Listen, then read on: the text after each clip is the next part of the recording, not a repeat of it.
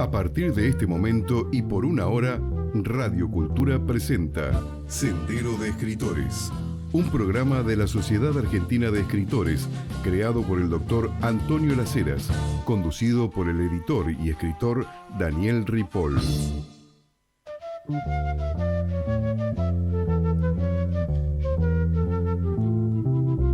Hola, ¿cómo están ustedes? Buenos días, buenas tardes, buenas noches. Depende del momento en que podamos vernos aquí en la radio, curiosamente también en el streaming por video. Bueno, decirles que, como todos los días, martes, hoy tenemos un invitado. Es un autor joven. No sé si puedo presentar un libro a la cámara. Bien. Ustedes saben que me estuvieron llegando en la última semana de mayo varios libros y he recibido uno especial. Leonard Cohen, que es uno de mis artistas, no quiero decir músico, artistas preferidos. Es un regalo de Alina Diaconou, que le agradezco muchísimo.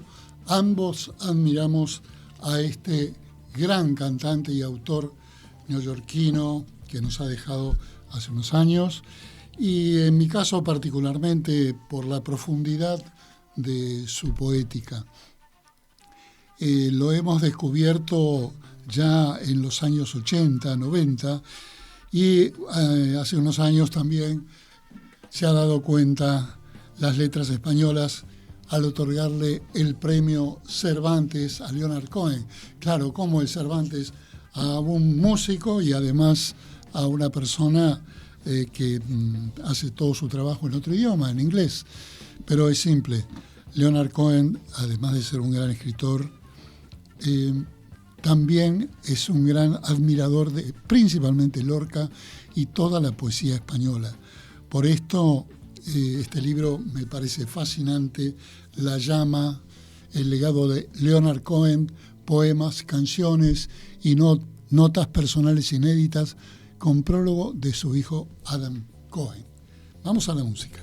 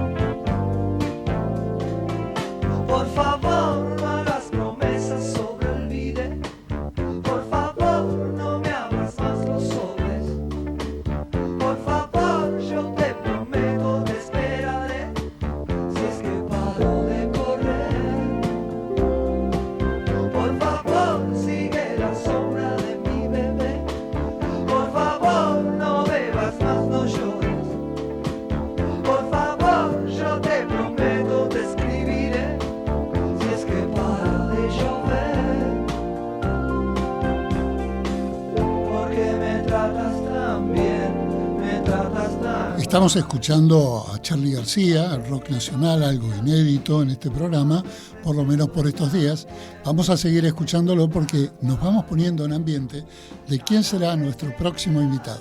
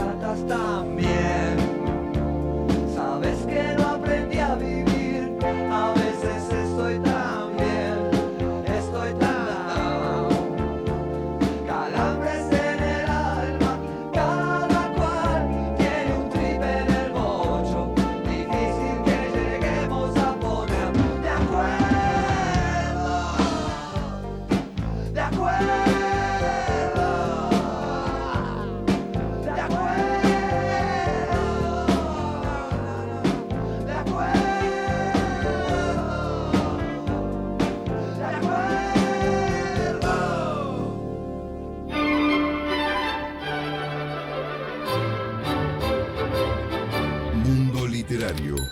Una mirada veloz por las últimas novedades ocurridas en el mundo de las letras. Bien, esta música siempre nos dice que están llegando las noticias literarias, esta vez divididas en 3 países. Vamos a empezar por Argentina y luego seguiremos por Francia y España. El mundo siempre tiene novedades literarias. La primera de ellas es que habrá un ciclo acá en Buenos Aires sobre Borges en el Malva. El Museo de Arte Latinoamericano, allí en Palermo, lanzará Borges, el tiempo y la ficción, un ciclo dirigido por Silvia Opeñán, que incluirá una clase magistral y 2 módulos. Todavía están a tiempo de inscribirse, dado que se desarrolla entre junio y agosto. El tema es explorar la figura de Jorge Luis Borges desde múltiples ángulos. Vamos a seguir con Borges. Se publican sus escritos inéditos. Se presentó Cuadernos y Conferencias, un volumen de 410 páginas. Vamos a desafiarnos con manuscritos de Borges entre 1949 y 1954. Incluye facsímiles de preparaciones de 24 conferencias sobre escritores y filósofos como Bacon, Wilde, Kafka, y está editado por el Borges Center y la Universidad de Mar del Plata. Quiero referirme a la idea de la producción de este valioso ensayo de reproducciones borgianas. Cuando Jorge Luis Borges se quedó ciego, allá por 1955, su capacidad de estilo quedó destruida. Esto lo sabemos, porque no pudo leer más. No pudo leer sus propios manuscritos. Cuando el crítico Ricardo Priga observó esto, al comparar que cualquier texto de Borges de los años 60 para adelante, hay que ser un marciano para no darte cuenta que eso algo había cambiado también en su escritura.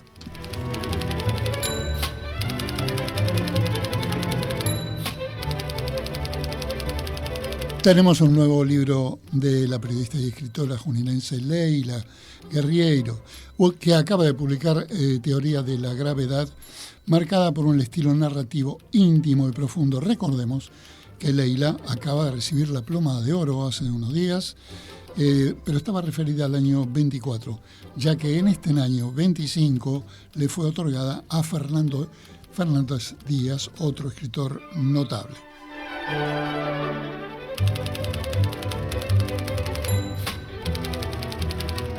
Bien, seguimos con noticias de Francia, en este caso. David Foequinos publica Tout le monde aime Clara. El 6 de febrero de 2005 se dio a la venta esta nueva novela, aplaudida por la crítica, sobre todo en los últimos meses parece que la descubrieron, y se denomina Aujourd'hui en France. La describe también se describe también como una novela allá donde no esperás que nada ocurra. Bueno, este libro te lo cuenta y destacan su reflexión sobre los lazos familiares y además el diario Liberación, aquel diario que subsiste, que fuera fundado por Jean-Paul Sartre, subrayó la dualidad emocional de los protagonistas.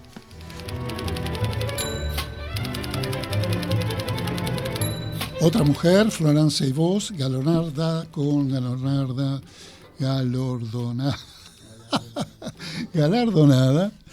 con el Prix Livre Inter 2025. El 1 de junio ocurrió esto con Florence. Se hizo merecedora del prestigioso Prix Livre Inter por su más reciente novela y publicada por edición L'Oliver. Galardonada.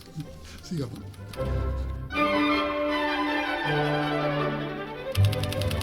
Vamos a las noticias de España. Soma, el guionista de La Casa de Papel, se lanza con un libro titulado Soma. El guionista de esta histórica serie española debuta en la novela de un thriller lleno de suspenso, centrado en crímenes enigmáticos. Su título es Soma y su presentación oficial será justamente en el día de mañana en la muy cultural ciudad de León.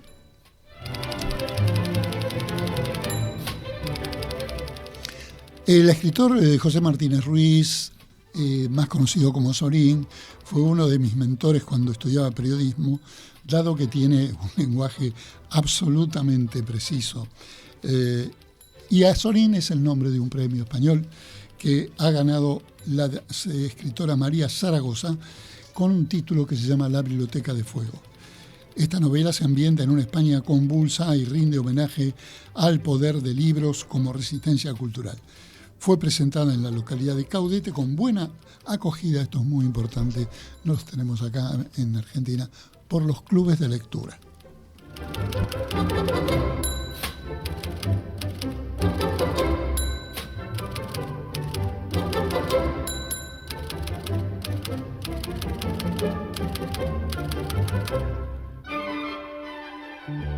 ¿Usted escribe poesía, ficción, ensayo, novela, dramaturgia? Entonces tiene que pertenecer a la Sociedad Argentina de Escritores. Lo esperamos para darle toda la información de lunes a viernes de 14 a 19 horas en nuestra sede de la calle Uruguay 1371, Ciudad de Buenos Aires.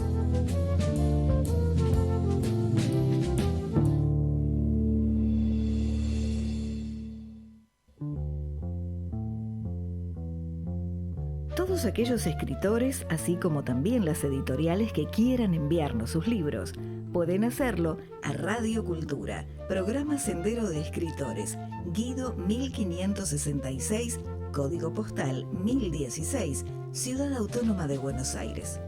Todas las obras son bien recibidas y en la medida de lo posible daremos cuenta de ellas. ¿Anotaste? Radio Cultura, programa Sendero de Escritores, Guido 1566, código postal 1016, Ciudad Autónoma de Buenos Aires.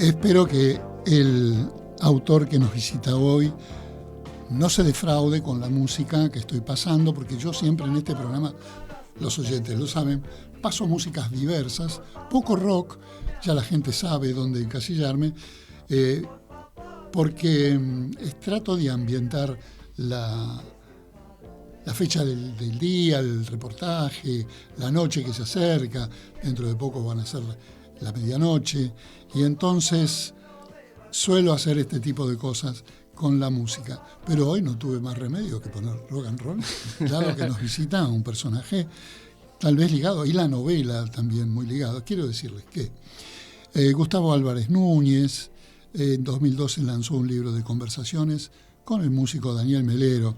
Después vamos a hablar de Daniel Melero, personaje muy ligado a mi propia historia.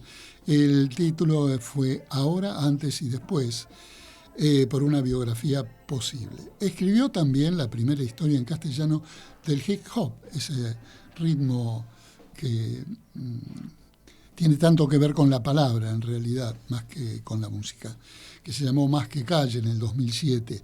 En 2015 publicó el libro de relatos Vidas Epifánicas, qué linda palabra, la epifanía.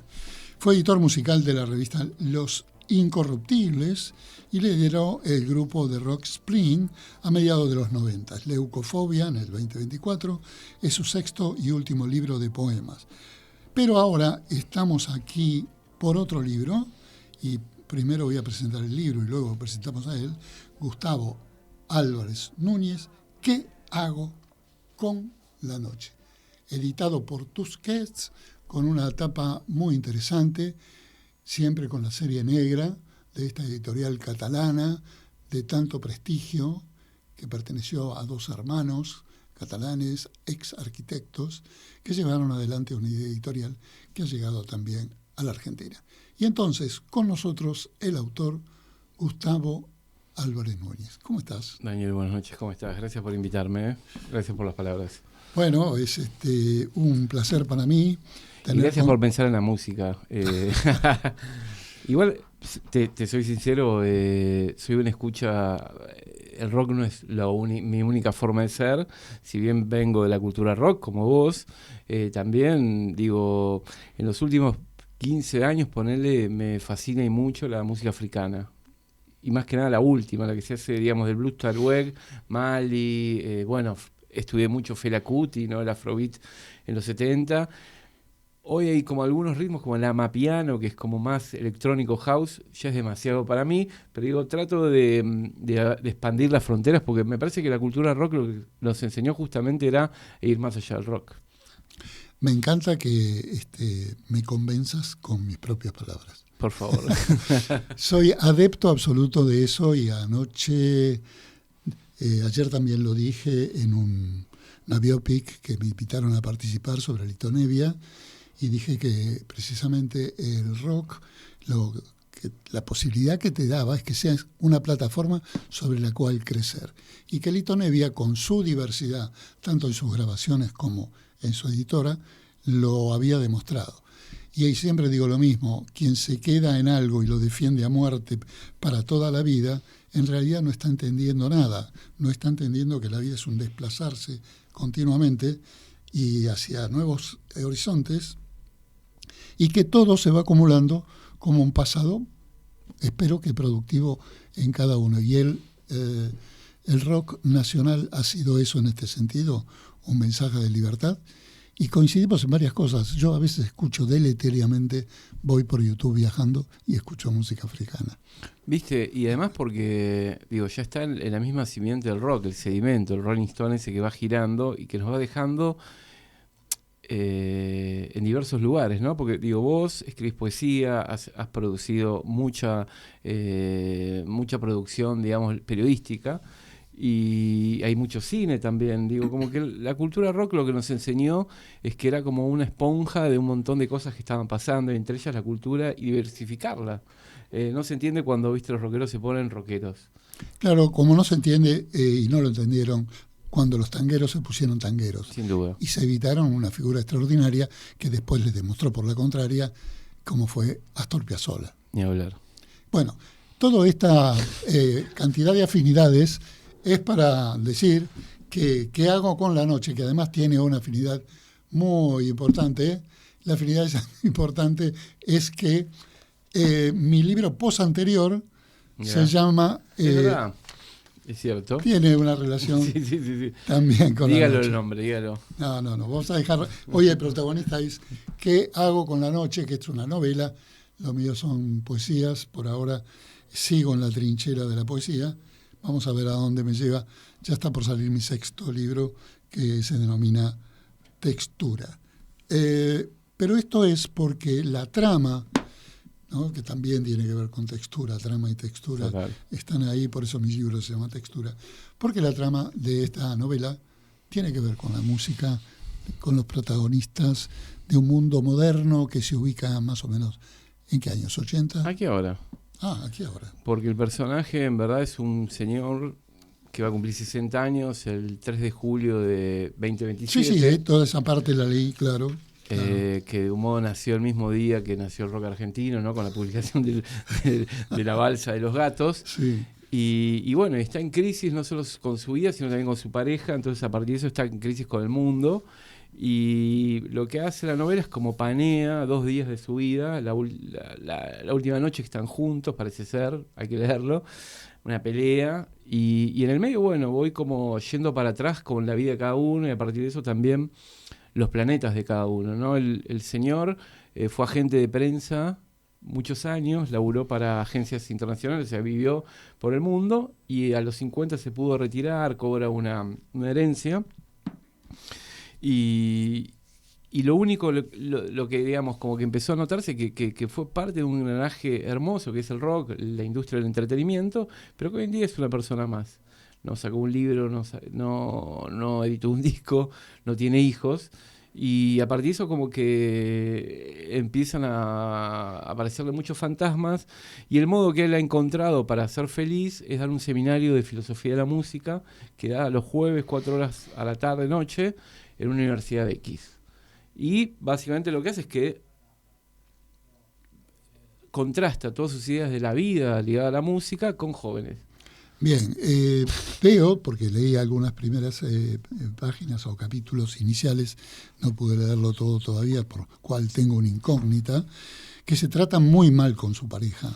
Se tratan de una forma violentísima. Hay Me llamó la atención. Sí, hay una relación tóxica ahí de por medio y me parece que también los dos están como cansados de sus vidas. Juego con esa especie de espíritu de época, ¿no? Que hay como una suerte de pocas pulgas con el otro, con los otros.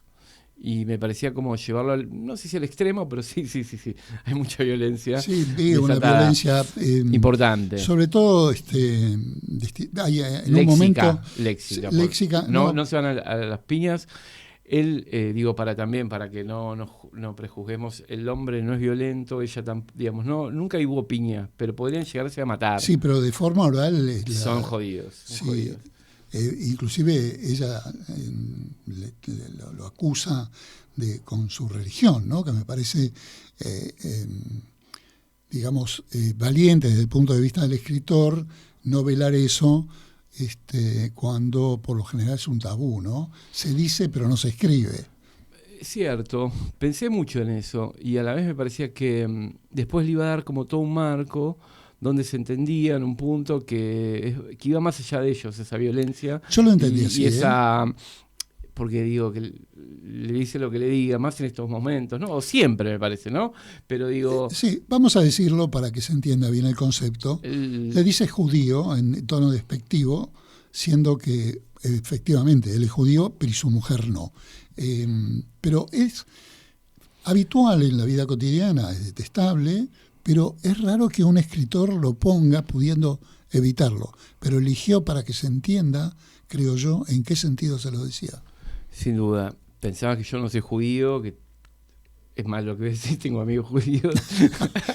Eso tampoco hay que decirlo. Tampoco hay que decirlo. pero quiero decir, me parecía que tenía que ahí trabajar como cierto tópico que hay, ¿no? También con ese despecho que a veces hace que uno diga las peores barbaridades y que después se arrepienta, ¿no? En el plano de lo íntimo. Claro, yo vi que ella se jugaba su última ficha supuestamente ofensiva. Para zarandearlo y moverlo de esa inercia que él tenía con respecto a la pareja y al mundo, ¿no? Claro, pero entiendo que ahí hay un substrato psicológico de que ella está conviviendo con una persona de esa religión, como diciendo, a mí no me importa, pero en el fondo cuando tuvo que apelar para decirle algo, se lo dijo. Es decir, que no estaba totalmente libre de prejuicios con respecto a la religión. Ni hablar. Y a la vez también hay una cuestión de edades ahí donde el motor de uno ya no es el motor de otro, o sea, ella es mucho más joven, viene de otro mundo, estuvo deslumbrada por el mundo del rock, del entretenimiento y de todas las posibilidades que daba el trabajo de su pareja, pero en el medio también hay una cuestión hormonal, no hormonal, de edad, que hace que ella todavía respire salir, que quiera como conocer gente, y el tipo está como muy para adentro. Entonces como que fui trabajando también esos momentos en la vida de cada uno de ellos, y cómo se lo toman, y cómo también lo registran, y cómo también lo comunican. Porque a veces lo que le pasa al tipo es que se vuelve como muy para adentro y no puede salir esa bola, y lo va torturando. Y a la vez tortura a la mujer en cuanto que se va alejando de ella y él se va alejando de él. Y en el medio empiezan a crearse como micro sociedades, ¿no? Digo, esto de que el tipo de clases encuentre en esa reverberancia de los libros, los discos, las historias de músicos, un modo de seguir vivo. Y ella va a encontrar un partner que es un amigo, un chico que descubre que es del barrio y con el que tienen como en común que los dos vienen de afuera. O sea, vienen personas que vienen de Buenos Aires, pero que una viene del interior de la provincia de Buenos Aires, de Coronel Suárez, y otro viene de Córdoba, de Sal Si Puedes. Entonces van tejiendo también una historia... Perdóname, para meterme adentro de un escritor. ¿Esas dos localidades fueran elegidas al azar o tienen algún referente en tu espalda, en tu recuerdo y tu memoria? A ver, en lo particular es que hace poco estuve trabajando con gente de Coronel Suárez y me interesaba mucho la colonia alemana. Y la chica pertenece a la colonia alemana, que tienen como una belleza muy particular, y me parecía que el personaje con pocas descripciones da la impresión de que es una mina que es muy linda, que es muy guapa. Yo la pego a una actriz francesa que tiene las paletas separadas, creo que se llama Beatriz Dalle, pero por ahí me olvidé, no sé el nombre, pero bueno, como que yo pensé en ella como cara o como físico, y él más parecido a Joe Ramón, ¿no? Como medio aparatoso, alto. Todo ¿no? musical. Y con sobrepeso. Entonces, la bomba sexy de ella y el tipo viste, como medio medio desgarbado, pero alto y gordo a la vez, que no puede caminar bien. Ese es el que proviene de Sal Si Puedes. No, el Sal Si Puedes es el amigo de la chica, el amigo. que es gay y que nada, que también es corporativo, porque ella es corporativa, ella trabaja en una compañía de abogada y resuelve grandes problemas grandes del mundo, pero no puede resolver el incordio que tiene con su pareja. Entonces voy jugando con esa macro y micro, y él es como un pibe como más a lo, puede ser a Chapado a la Antigua y a lo Puig, podríamos pensar, ¿no? También como ese imaginario. Pero pensé también en el disco Son Fordrella de Lou Reed y John Cale, dedicado a Warhol, que era un chico también de pueblo, que va a la gran ciudad y que bueno, que pelea por su lugar en el mundo, con su condición sexual como a veces como estigma, ¿no? Entonces jugaba con también esas alianzas que se van tejiendo. Vuelvo a mi pregunta del inicio. ¿Y por qué elegiste Sal Si Puedes? Porque por todo lo que estás contando se me ocurre algo. Bueno, la canela me está es curioso. Podría ser. Tengo algunos amigos que vienen a Sal Si Puedes también, pero no pensé en ellos. Alguna vez estuve, o pasé de largo más que estuve, y siempre me resultó llamativo ese pueblo, el nombre. Y me parecía como que le iba a dar todavía más, esta puja que tiene el chico Mariano, con su vida o con su pasado más que con su vida, pues lo tiene resuelto. También es parte del folclore de hoy en día, ¿no? De que la gente, como por suerte hemos logrado destrabar esas barreras que había, límites que había por tu sexualidad, por dónde venís y demás y demás. Salir de placar. Salí de placar, pero ya sí puede, claro. Vamos a escuchar un poquito más del tema que nos acompaña hoy. Estamos con Gustavo Álvarez Díaz y Núñez, perdón. En el día de hoy estamos con Núñez y luego seguimos.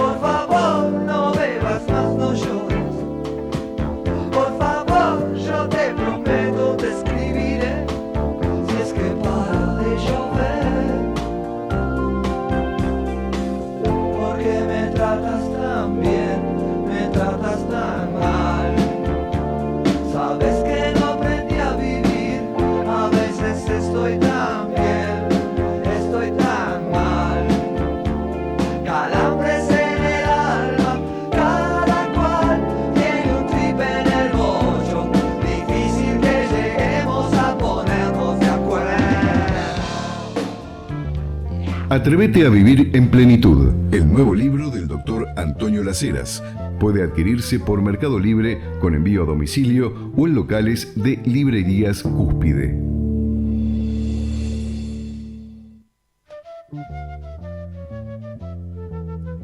¿Querés hacernos llegar tu opinión? ¿Necesitas anunciar la presentación de un libro o de un encuentro literario?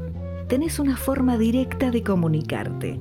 Simplemente escribinos a nuestra dirección de correo electrónico. Anotá el mail: sendero.escritores@gmail.com.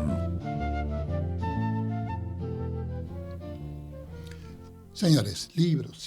Llegan muchos libros, por fortuna, a mi escritorio y ha llegado este, que es un libro para bien leer, El Eternauta, así como otras historietas, diría yo, cómics, dirían otros, bande dessinée, dirían los franceses. Es un libro maravilloso, con tamaño revista 2027. Ustedes saben, el 2027 es la mitad del tabloid. Pero bueno, tiene un recorrido por todas las historietas habidas y por haber de la Argentina, haciendo hincapié en El Eternauta, que es el tema del momento, y ha sido dedicado especialmente por Arturo Arroyo para Daniel Ripoll, este libro que habla de la cultura nacional. Y bueno, yo estoy, así como muchos saben que estuve relacionado íntimamente con la música, también con los dibujantes. No nos olvidemos que, bueno, yo no me voy a olvidar que edité la revista Mad durante 7 años en la Argentina, el ícono de los dibujantes y los humoristas del mundo. Tuve la fortuna de sacarla en español para el mundo hispanohablante, y también saqué una revista un poco olvidada que se llamó Goma, que también era una revista de historietas. La historieta en la Argentina tiene, ahora con El Eternauta todos están hablando de las historietas, pero la historieta tuvo un mundo muy importante a fines de los 50, durante todos los 60, y produjo, yo diría, casi más dibujantes que lectores. Es decir, tuvo un mercado interesante en la Argentina, pero tuvo grandes dibujantes que dibujaron para todo el mundo. Inclusive aquí en la Argentina trabajaba en revistas argentinas editadas por la Editorial Abril un grande de la historieta, como fue el italiano Hugo Pratt. Pero bien, entonces ya hablaremos mejor y más extendido, para bien leer El Eternauta y Una visión nacional de la historieta y la cultura argentinas, por Arturo Arroyo. Gracias por la dedicatoria, pero hoy, Arturo, estamos con Gustavo.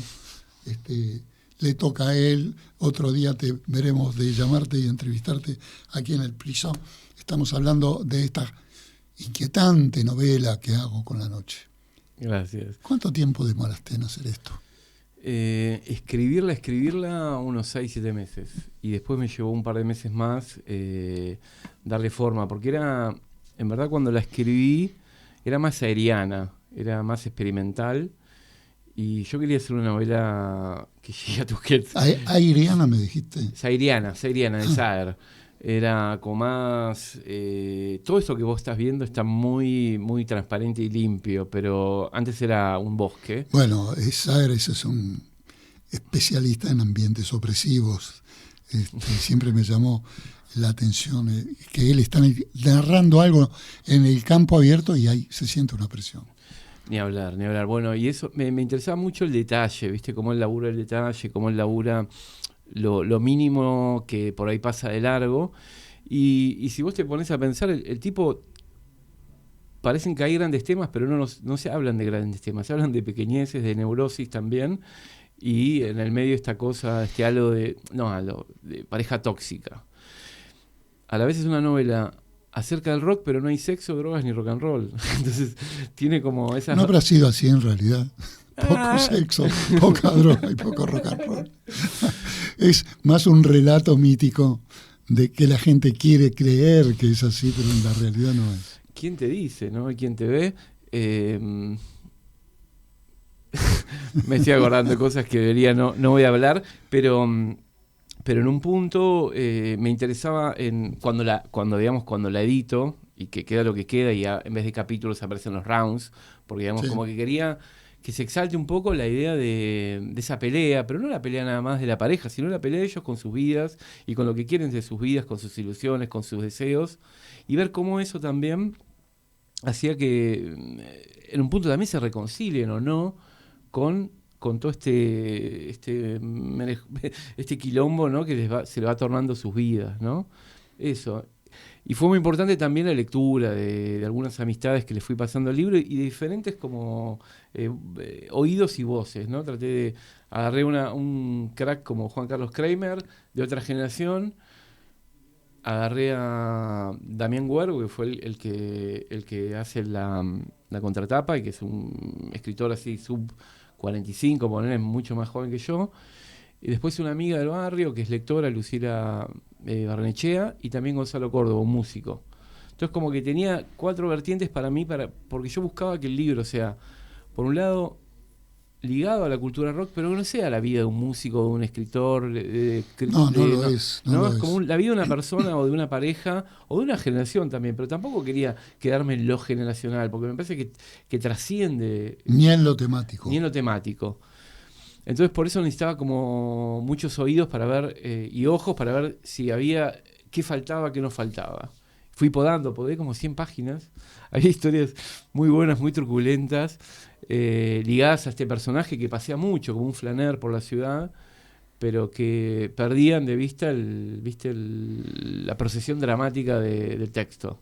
Claro. Y decime, ellos se constituyeron, digamos, de algún modo como en los editores tuyos, en los que te fueron indicando el camino a seguir, Sí. ¿Y confrontaron entre ellos o fueron aislados? No, aislados, porque fui escuchando de cada uno, no lo que quería escuchar, sino lo que yo había ido a buscar en ellos en cuanto a la devolución de lo que yo esperaba del texto, ¿no? O sea, Lucila es una lectora afiebrada, que lee muchas cosas y por ahí no tiene ese patrón que por ahí tengo yo, que leo ciertas cosas con más amor que otras y otras paso de largo, sino que es una tipa que puede leer poesía, puede leer ensayo, puede leer política, puede leer novela. Pero nunca lo hace profesionalmente. No, para nada. Okay. No. Laburo de marketing. Y se anotan estos clubes de lectura que vos decías. Ojalá se difundan.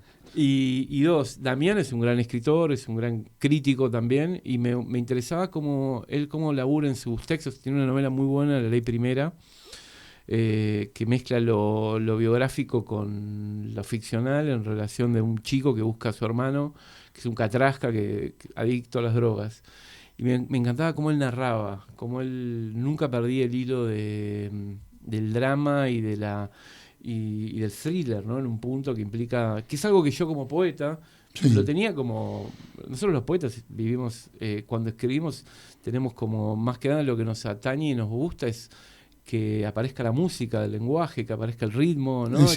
Y que nos perdamos en eso y perdemos de vista la trama. Yo nunca hablé, digo, mis escritores preferidos muchas veces se evaden la trama. Beckett no me importa, hay un hilo, aparece un argumento, pero es mínimo. Si vos lo tenés que contar, qué pelotudez. Entonces, no, porque a veces las tramas es el resultado final del ambiente que logra un poema. Ni hablar. Y pensá que también con los poemas vos de un modo vas trazando una suerte de trama y vas armando una novela. Yo mis últimos libros de poesía, de un modo u otro, son como pequeñas novelas, a veces de la intimidad, de lo intimidante de la intimidad, o de lo que tiene que ver con esto de envejecer. La novela también es una novela que puede ser leída en torno al olvido.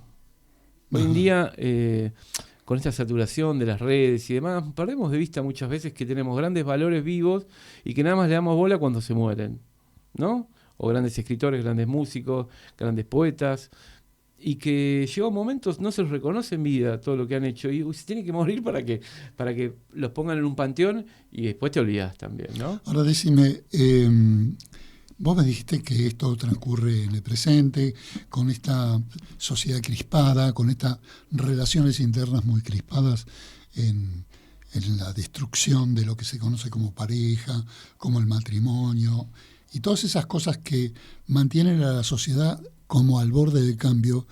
Ese cambio contribuye el hecho de las pantallas que nos han absorbido y nos sacan de la lectura y nos dejan sin reconocer a los autores, a los artistas, aquello que antes nos completaba como seres humanos.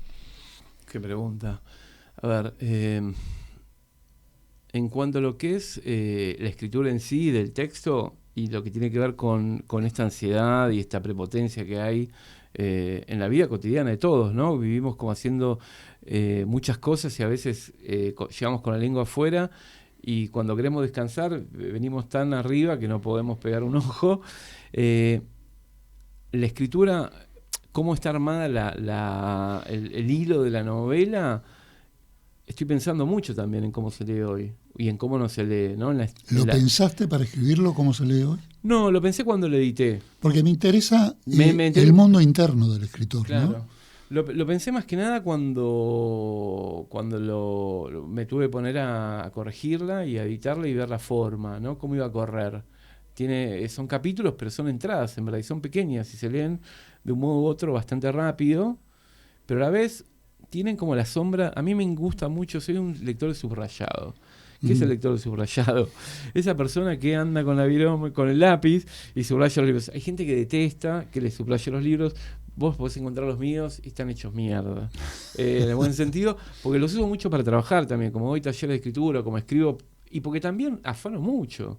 Digamos, el libro está lleno de citas encubiertas, pero que son tergiversadas, bueno, las famosas variaciones, que lo hacemos todos, la literatura misma. Me parece muy bien. Bueno, a veces lo hacemos todos, muchos vergonzantemente no lo decimos, y otros lo dicen abiertamente. Últimamente está como más establecido el hecho de interactuar con otros textos históricamente. Pero yo siempre dije, una vez alguien escribió un poema de amor y todos los demás son versiones de ese poema. Estamos todos retroalimentados por todo lo que hemos leído. Ni hablar. Bueno, vos hablabas de Borges al principio y digamos, es el faro nuestro, en el sentido de que un tipo que reescribió la literatura y con un tono... Ya con Pierre Menard, autor de Quijote, ya estamos hechos. ¿Entendés? Y a partir de eso, bueno, a veces sí nos pasamos de mambo. Hay escritores que han afanado y han puesto también en ciernes a un jurado, ¿no? Como han tenido que devolver un premio, ponerle. Pero yo lo que hago es, digo, vengo también de una tradición argentina, ¿no? De la reescritura, que viene desde la gauchesca en adelante, que después tuvo los hermanos Lamborghini. Digo, hay como una tradición detrás. Yo sigo las huellas de ellos, no es que hago lo mismo, ¿no? Como me pasó en el periodismo, digo, hubo gente detrás nuestro que hizo un montón de cosas y no los voy a copiar, sino que ellos buscaron y pusieron un horizonte y vamos para allá. Y me parece que en ese punto la novela encarna esa tradición a su modo también y también con mi voz, que no es una voz, digo, no soy un narrador, ¿viste? Narrador, como tampoco soy un poeta. Uh-huh. Y por eso decía, a mí me gusta siempre como la anomalía, irme por el costado. Decime, ¿qué sos, Álvarez Núñez? Y soy un quilombo de cosas.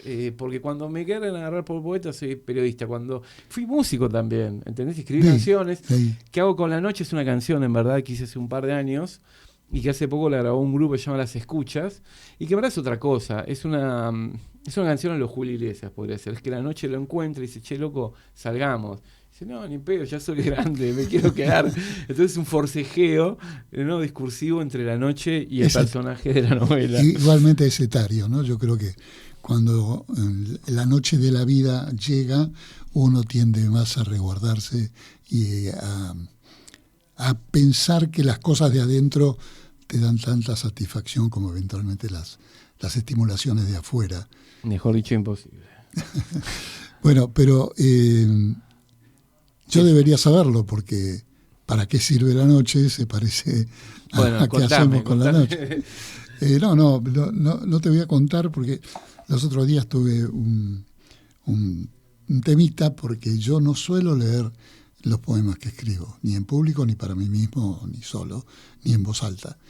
Porque tengo la sensación de que escribo justamente, como vos decías, para encontrar la armonía musical y el ambiente a la letra, a lo silente, a esta modernidad de lo silente. ¿Por qué digo modernidad? Porque hasta hace 100 años o un poco más se leía siempre en voz alta, porque es muy difícil leer en silencio, leer solamente con la mente y hacerse toda la figuración. La gente leía todo absolutamente en voz alta. Y hay una nueva literatura silente. Nadie va a leer tu novela en voz alta. Es decir, que se supone que todo este escenario de abstracción se va a dar en la mente del lector solamente, sin ningún sonido ni nada del exterior que la interponga, porque si no haríamos teatro. Y el teatro, junto con la poesía, viene de algo milenario, pero siendo que la poesía fue algo declamado y la rima proviene de ahí, pero creo que el abstracto, que la función del escritor, que se da mucho en el novelista, es crear un mundo paralelo calladamente. ¿Y vos qué hacés con la noche, Gustavo Álvarez Núñez? En general duermo. ¿Solamente? Antes hacía otras cosas, pero entro en una... Me agarró como una rutina de escribir mucho a la mañana temprano. Entonces trato de despertarme a las 6:30, 7. Por ahí para mí es temprano, perdón. Anoten los estudiantes de literatura que sé que escuchan mucho este programa, gente que escribe o que quiere escribir. Por eso le pregunto a quienes nos visitan en el PEISO muchas veces cómo escriben, cuándo, de qué modo, con qué voces. Pues la hora, primero y principal, es que no tenés el teléfono, lo tenés apagado. Es muy importante, claro, ¿no? Los estímulos del exterior. 2, que parece que es un momento donde todavía la mente está psicodélica, como que todavía no saliste del sueño, entonces por ahí andás en lugares X que te sirven también para estirar un punto el teclado, ¿no? La mano. Porque me parece que a lo Flaubert, yo escribo un montón, pero después de eso me queda nada. O sea, verdad, a veces cuando me voy a la noche y tuve 10 líneas, wow, logré 10 líneas, a veces logro una carilla, pero en general, con haber logrado 5 líneas, 10 líneas que estén buenísimas, que las vuelva a leer y se sostengan, es un montón. De todos modos, decís que la escribiste en 6 meses, es bastante rápido. Escribí poesía, le di bastante duro. Escribía, en ese momento tenía un buen trabajo que lograba que tenía pocas horas de trabajo y bien pagas, y entonces podía dedicarme, no sé, 3 o 4 horas por día o 5 a veces. Y el fin de semana, ¿no? También. Como escritor, ¿escribís todos los días? En mis talleres de escritura digo siempre que la escritura es como una planta, hay que regarla todos los días, pero viste, en invierno por ahí cada 2 o 3 días. Así que eso, pero siempre estoy pensando en escritura. O sea, digo, hoy me acuerdo, me desperté a la mañana y hay como estoy trabajando en una novela nueva y hay son 2 personajes y hay uno que todavía no lo termino de ver. Entonces estoy como muy perseguido por atar cabos de sus detalles, de dónde tengo que tenerlo en claro, para por ahí eso después no me va a servir para nada. Mismo me parece que si voy a esta novela, en verdad yo había escrito el último capítulo, que es un ensayo en segunda persona, sobre la joven promesa del rock. Un chico de 15 años que era claro que iba a ser una gran estrella de rock. Todos decían que iba a ser el nuevo Frank Zappa, el nuevo Jimi Hendrix, y nada, su ego, sus malas decisiones hicieron que el tipo pase por la vida como si nada. Uh-huh. Todo nació ahí. Era una suerte de ensayo sobre un amigo, que se lo mostré, le encantó, pero yo me di cuenta que la segunda persona no me servía, y tampoco iba a ser sobre él la novela. No. Entonces después pensé, bueno, ¿cómo ato un mundo para que yo termine como en ese embudo que ya lo tenía, que era ese ensayo sobre las ilusiones perdidas, ¿no? En un punto, ¿no? Volver al siglo XIX. ¿Cómo convenciste a Tusquets para que te editen esta novela? En un momento que mucho no se edita, que cuesta, porque es muy costoso. Bueno, todo fue por un encuentro que tuve. Conocí a Paula Pérez Alonso en su momento. Presentamos los dos la novela de La Ley Primera de Damián Huergo. Ajá. Quedo en contacto con ella. Ella me dice, vos sos poeta por el texto que yo escribí para... Sí, bueno, y empezamos a tener una onda. Yo en el medio estaba trabajando un libro con un cliente sobre biomarketing, uh-huh, y ella es era la capa de no ficción en Planeta. Me junto con ella, le cuento este libro, estamos hablando, y le digo que tengo una novela. Y le cuento, papá, va por acá, pero mándamela, me dice. Bueno, te la mando. Ese momento mágico. La cuestión es que ella estaba hasta las manos porque estaba, creo, terminando de editar Turco, de Pablo Perantuono y Fer Soriano, y se la pasó a Juanjo Becerra. Y Juanjo hizo un informe muy bueno, y nada, acá estamos. Bueno, y después, mucho. Mariano Valirio, que es el editor, que es viejo amigo mío, se sorprendió porque, ¿cómo es que...? Pero bueno, fueron esas cosas que van pasando, el billar de la vida. Las cosas que tienen que ocurrir para que finalmente un libro llegue a las librerías. Creo que fue el primero que te dio la noticia de que estaba en las librerías. Vos fuiste el primero. Estaba por la calle Corrientes para ver un espectáculo teatral y ya lo vi y dije, pero qué rápido salió este libro. Maravilla. Bueno, Gustavo Álvarez Núñez, autor de ¿Qué hago con la noche? Muy agradecido de que estés aquí con nosotros en el Sendero de Escritores. Está muy cerca la medianoche y vamos a ir a escuchar, elegí 3 temas musicales, pero me parece que El tema Fermín tenemos por ahí, ¿verdad? Creo que es el que va a cerrar la noche. Aquel viejo tema de Luis Alberto Spinetta con Almendra, se nota ahí la flauta de Emilio de Guercio. Me pareció que tenía muchas densidades que demostraban que desde el rock nacional hay varias capas intelectuales, culturales y poéticas que justifican autores como vos y novelas como las que escribiste. Muchísimas gracias. Así que nos vamos. Un honor y un lujo, gracias. Bueno. Gracias por invitarme y medianoche. por darle lugar a esta que hago con la noche. Gracias a vos.